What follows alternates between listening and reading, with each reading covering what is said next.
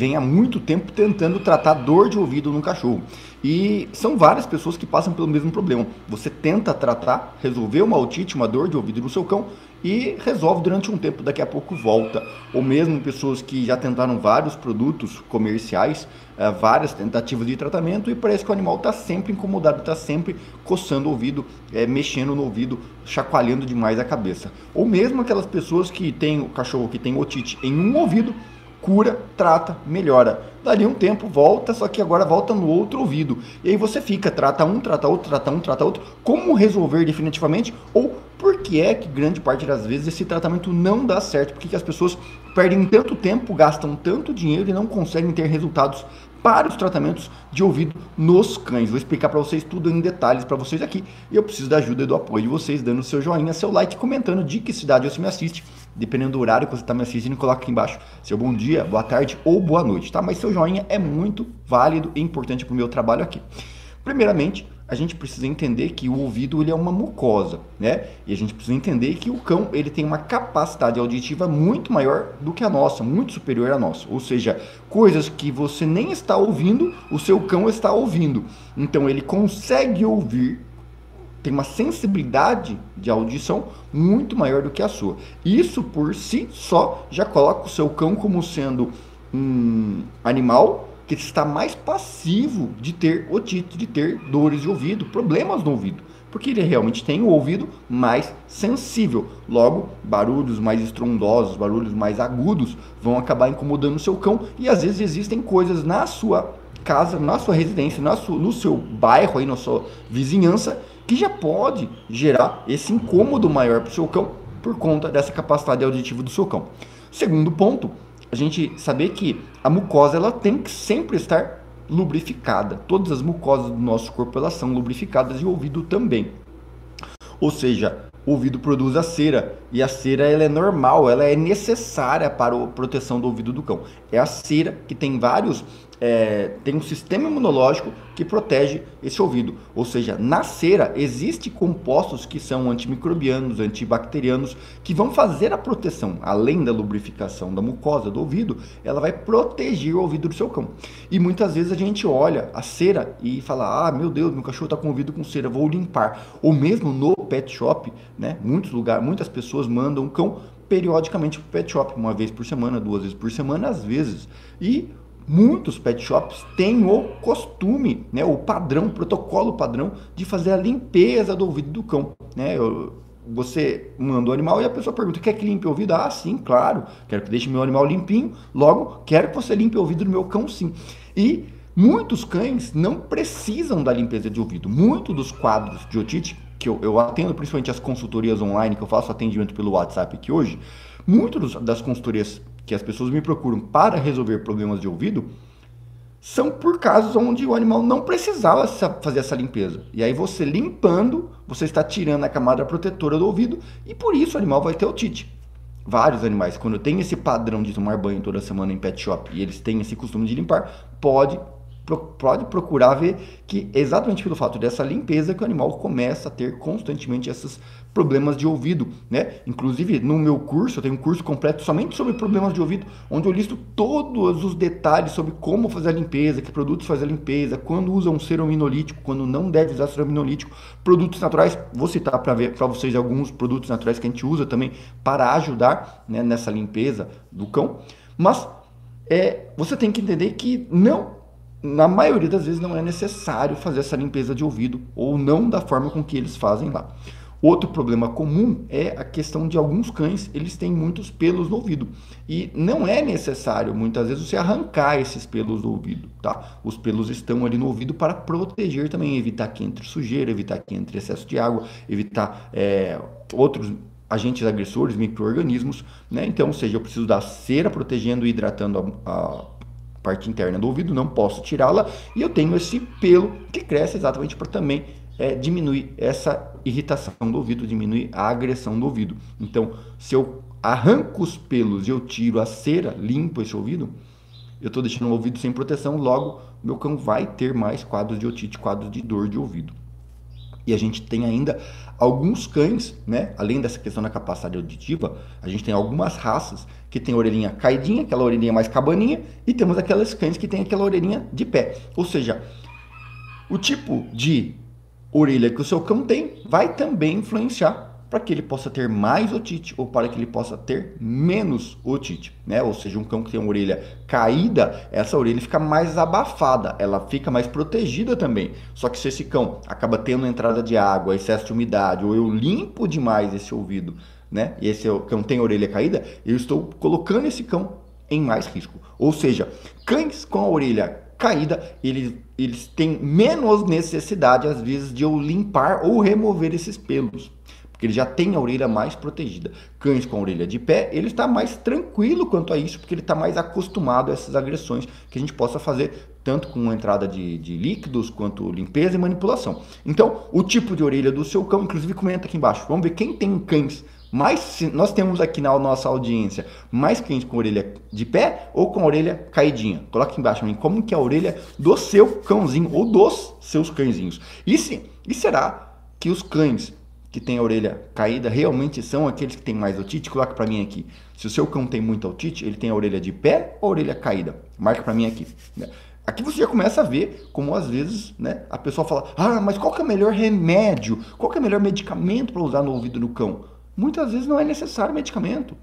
Muitas vezes não precisa. Você só precisa parar de ficar atazanando o ouvido do seu cão. Quanto mais você mexe, mais problemas você vai causar, porque você está tirando ainda mais essa proteção do ouvido do seu cão.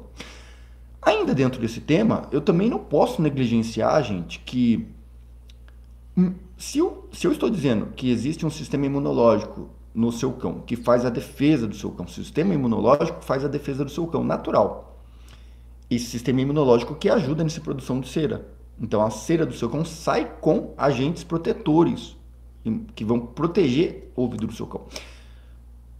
A cera, ela, para ser produzida, como todo fluido do nosso corpo, ela vem da nossa fabricação. E quem fabrica a cera? Depende da alimentação. Ou seja, se eu tiver um cão que come muitos carboidratos, uma alimentação desbalanceada, um cão que às vezes não tem uma boa rotina alimentar, muitos petiscos, bifinhos e coisa e tal, se este cão tem uma dieta dessa maneira, logo ele não vai ter um bom sistema imunológico, não vai ter um bom equilíbrio interno para produzir a cera da forma correta. Ou seja, se o meu cão tiver algum desbalanço nutricional contínuo por muito tempo, esse cão não vai conseguir ter um bom sistema imunológico, não vai conseguir produzir a cera da quantidade certa e da forma correta. Então, também já tem de alguns cães que tinham a otite recorrente, e quando você começa a analisar esse cão no contexto geral, a pessoa para de limpar, para de mandar na pet shop, para de cortar os pelos. Melhorou, mas não resolveu. Vamos analisar o que esse cão come e como é a rotina desse cão. Se o cão não tem atividade física e não tem alimentação equilibrada, não tem como, não tem milagre, né, nessa forma. Se eu continuo fornecendo, é muito bifinho, é muito petisco e dou comida muito temperada para o cão, e um dia come uma coisa, outro dia come outra coisa, né, não tem uma constância, né, ou às vezes rações de baixa qualidade, misturada com comida, com não sei o que, muitas vezes essa é a outra causa, né? É um pouco mais chata de trabalhar, mas também dá muitos resultados, tá? Eu tenho pacientes que fazem parte do meu grupo VIP, por exemplo, pessoas que têm um acesso, o suporte contínuo comigo durante o ano, e já tiveram muitos problemas com otite, que a gente demorou para resolver. Por quê? Porque a gente, além de fazer esses primeiros passos, a gente teve que depois fazer uma condução de rotina alimentar e rotina de exercícios físicos. E aí sim esse cão automaticamente começou a criar as suas próprias defesas. É um processo que demora aí pelo menos uns 3, 6 meses para você começar a notar resultados, mas funciona, e também sem a necessidade de você utilizar muitos remédios, tá? Pra gente finalizar, vou falando sobre alguns medicamentos que vocês podem usar, quando usar, tá bom? Mas se está valendo a pena para você essa live até aqui, compartilha, manda com alguém que gosta de cachorro, que quer aprender a cuidar corretamente do cachorro sem ser enganado, aprender a forma correta de cuidar do seu cão, muitas vezes sem medicamento. A gente tem, na linha dos medicamentos para o ouvido do cão, a gente tem os antifúngicos, que são utilizados quando o meu cão tem fungos no ouvido. O fungo tem uma característica de trazer um odor, um cheiro mais rançoso, aquele cheiro mais azedo. Um cheiro realmente azedo, sabe, mais ácido. Se essa secreção, se esse ouvido do seu cão tem esse aspecto mais ácido, mais azedo, rançoso, talvez realmente um antifúngico possa ajudar o seu cão a fazer a proteção do ouvido, a limpeza do ouvido, tá? É um produto comercial, você pode comprar. Se o seu cão tem um ouvido com essa secreção mais adocicada, um odor mais pútrido, mais cheiro podre mesmo, mas só que levemente adocicado, talvez é a presença de bactérias no ouvido do seu cão. Logo, você comprar produtos antifúngicos não vão funcionar. Então, você vê que às vezes a pessoa está comprando um produto caro, paguei caro no remédio que estou usando no ouvido do meu cão, mas não está funcionando, porque o produto não está correto. Porque se o seu cão tem fungos, ele precisa de um antifúngico. Se o seu cão tem bactérias, ele precisa de um antibacteriano. Você entendeu? Então, o simples fato da gente achar que todos os remédios, todos os produtos são iguais, já fazem com que às vezes a gente perca dinheiro. Por isso é importante, né, a gente entender o que são os antifúngicos, quais são os antifúngicos, aprender a ler o rótulo, aprender a ler a bula ou se dedicar a isso. Ler a bula, ser curioso, qual é o princípio ativo que tem nesse medicamento que eu estou comprando para o ouvido do meu cão. Porque às vezes você troca o A por B, só que os dois produtos têm o mesmo princípio ativo, ou seja, se o primeiro não funcionou, não é o segundo que vai funcionar. Você entende? Ou se você está usando um produto e não funcionou, é porque talvez ele só tenha antibacteriano, não tem um antifúngico. E talvez o problema do seu cão é o antifúngico, é o fungo. Então eu preciso usar produtos corretos para fazer o meu cão. Além desses dois produtos, antifúngicos, antibacterianos, a gente ainda tem os anti-inflamatórios, que são produtos que ajudam a desinflamar, tirar a irritação mais grave do ouvido do meu cão. E nós temos também os cerominolíticos, que são produtos que ajudam a dissolver a cera. Então, existem casos onde eu vou usar cada um deles. E grande parte dos medicamentos vendidos comercialmente, eles são mistos, é um pacotão. Eles pegam todos esses produtos princípios ativos, colocam todos eles juntos, dentro de um único produto. E não é assim que se trata o problema. Para você tratar um problema, você precisa usar especificamente o que está causando o problema. E aí, muitas vezes as pessoas não conseguem tratar porque estão comprando produtos errados, achando que como eu estou comprando um pacote que já tem tudo, vai funcionar. E não funciona. É a mesma coisa que eu falar para você que...